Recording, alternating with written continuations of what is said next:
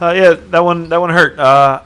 You know, if you look at it in all the games against the teams that maybe are towards the upper echelon and have some star players, whether it's Atlanta, Toronto, and now the Galaxy, we've come up just a little bit short. And finding ways to win these types of games or what turns what is a good season into a great one, and we haven't been able to take that step. I thought we played a good first half. We moved the ball well, created some chances, maybe had an opportunity to get a second goal. We didn't do it, but still played well. We had an unfortunate mistake in midfield, a giveaway where we got punished by a top player, and kind of the second half was disappointing from the standpoint we didn't look like ourselves in terms of our passing. I don't know whether it's the weather, the field conditions were tough, but we just didn't stick to putting passes together and making them have to defend us. So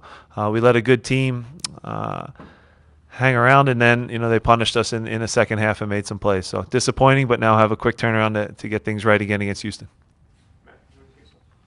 Jim, when they bring on Alessandrini and kind of change the formation, what did you see that doing as kind of changing their approach, and was there a thought to maybe change the formation for you guys late while you're chasing them? Yeah, their formation stayed the same, but they put in a player and moved.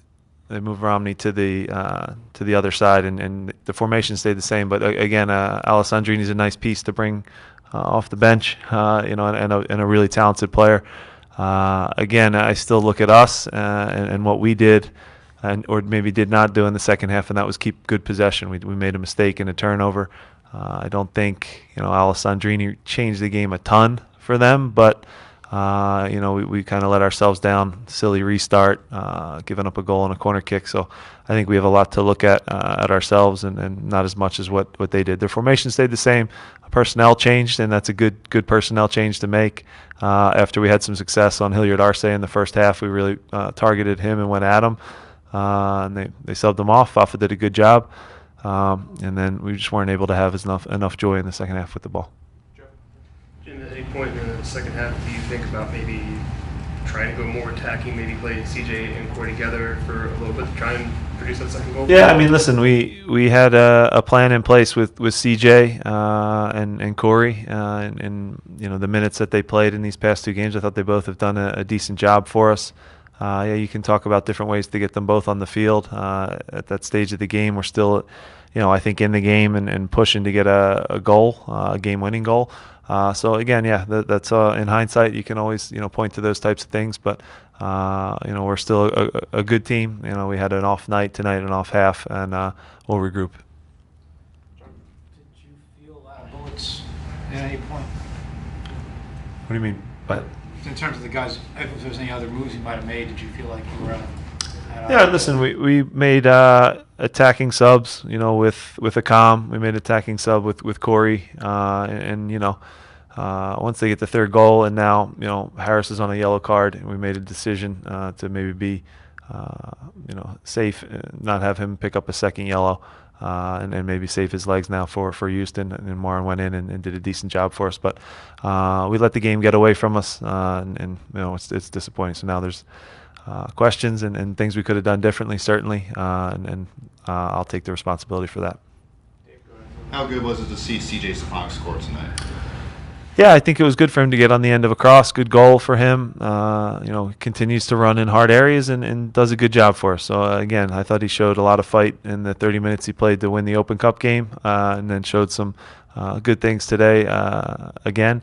Now hopefully we can ride that momentum into Houston and get some more goals. On thoughts on Skolwitz, Yeah.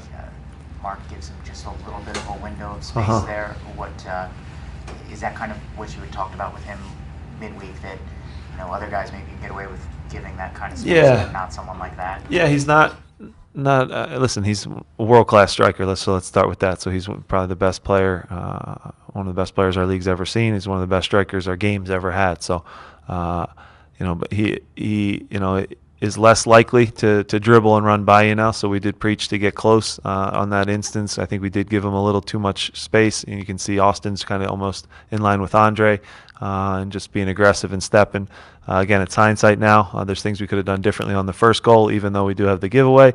We could have recovered in a smarter way and not get caught square and flat-footed.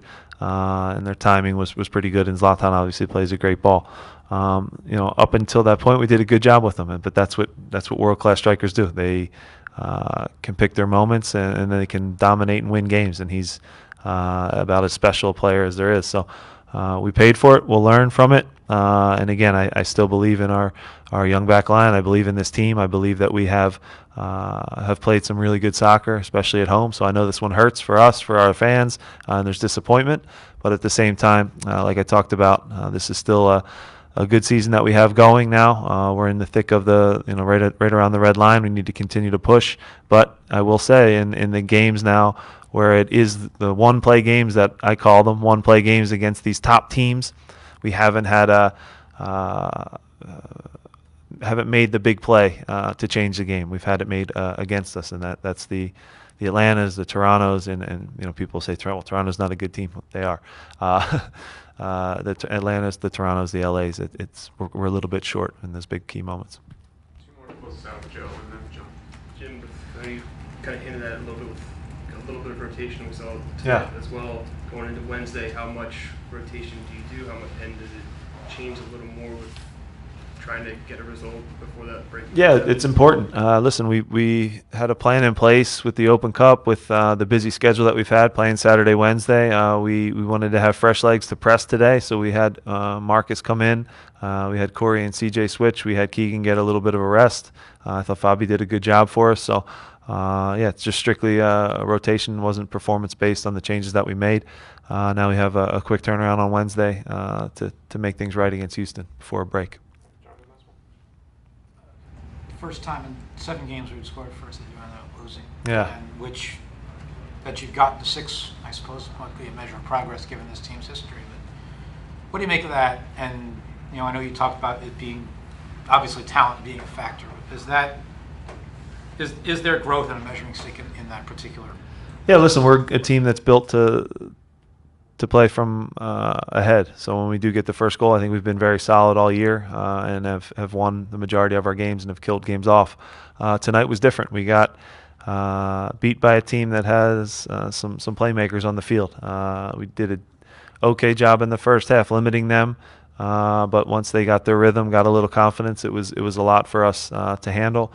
They have a lot of freedom within their group, and they have again some really top players that maybe punished us on some little mistakes that we made. So it's not the end of the world. We have to learn from it. We have to pick ourselves up and still know that we're a team that, like you said, does play well, especially from ahead. And it brings us into the things that we do good, which is getting in behind teams, keeping good possession, creating chances, and defending as an 11.